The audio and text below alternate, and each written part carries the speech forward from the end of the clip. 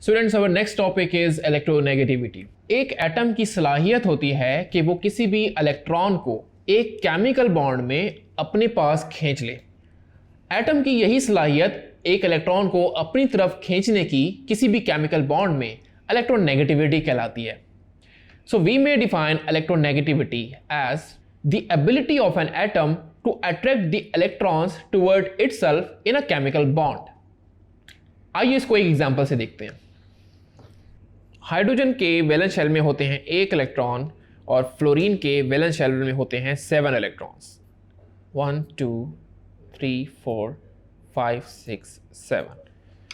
आप अपनी previous class में पढ़ते आए हैं कि ये एक केमिकल बॉन्ड बनाते हैं जिसे हम कोवेलेंट बॉन्ड कहते हैं।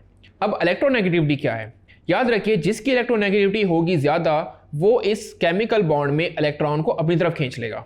तो क्योंकि फ्लोरीन की इलेक्ट्रोनेगेटिविटी सबसे ज़्यादा होती है 4.0 और हाइड्रोजन की होती है 2.1,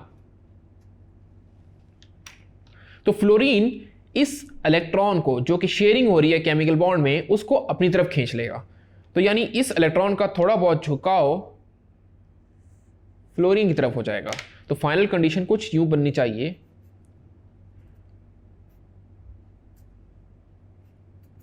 HF। याद रखिए स्टूडेंट, क्योंकि इलेक्ट्रॉन का थोड़ा बहुत झुकाव फ्लोरीन की तरफ हुआ है तो फ्लोरीन के ऊपर थोड़ा सा नेगेटिव चार्ज आएगा, कंप्लीट नहीं आएगा बिकॉज थोड़ा सा झुकाव हुआ है। तो थोड़े से के लिए हम पार्शल का लफ्ज यूज करते हैं, इसको हम कहते हैं partial negative.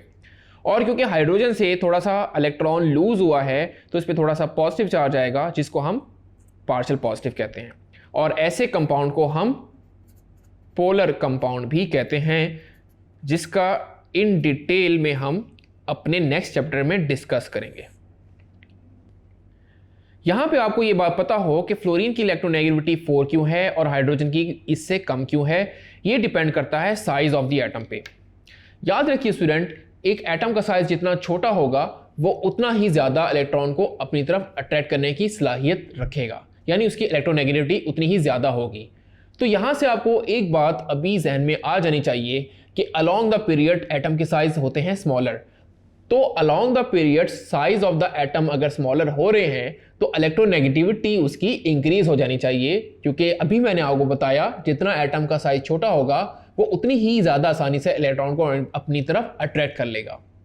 Along the groups क्योंकि साइज इंक्रीज होते हैं तो electronegativity value along the groups decrease होगी।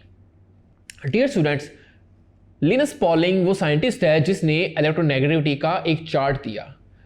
आइए उस चार्ट को देखते हैं।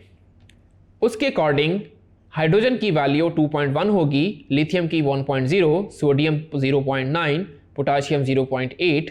तो आप देख रहे हैं ट्रेंड कि ट्रेंड जब आप ग्रुप्स में आ रहे हैं तो इलेक्ट्रोनेगेटिविटी की वैल्यू डिक्रीज हो रही है क्योंकि साइज ऑफ एटम इंक्रीज हो रहा है। इसी तरह ब्रिलियम की इलेक्ट्रोनेगेटिविटी 1.5 जो कि लेस है, जो कि ज़्यादा है as compare to magnesium, magnesium की लेस, कैल्शियम की लेस, स्ट्रोंटियम की लेस। तो along the groups electronegativity value decrease आपको मिलेगा, लेकिन अलोंग द पीरियड्स आपको इलेक्ट्रोनेगेटिविटी में इंक्रीजिंग ट्रेंड मिलेगा क्योंकि size of the atom smaller होता है। सोडियम का देखिए 0.9, magnesium electronegativity 1.2, aluminium 1.5, silicon 1.8, phosphorus 2.1, इसी तरह boron 2.0, carbon 2.5, nitrogen 3.0, oxygen 3.5, fluorine 4.0। तो ये कुछ इलेक्ट्रोनेगेटिविटी की वैल्यूज़ आपने याद कर लेनी है जिसका आगे चल के आपको एडवांटेज होगा। याद आपने ये भी रखना है कि फ्लोरीन सबसे ज़्यादा हाईली इलेक्ट्रोनेगेटिव एलिमेंट है जिसकी इलेक्ट्रोनेगेटिविटी 4.0 है।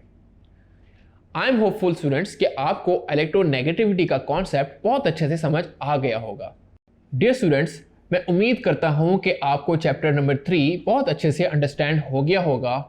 मिलते हैं हम अपने अगले चैप्टर में। This is your chemistry instructor Abdullah signing off from tutoria.pk।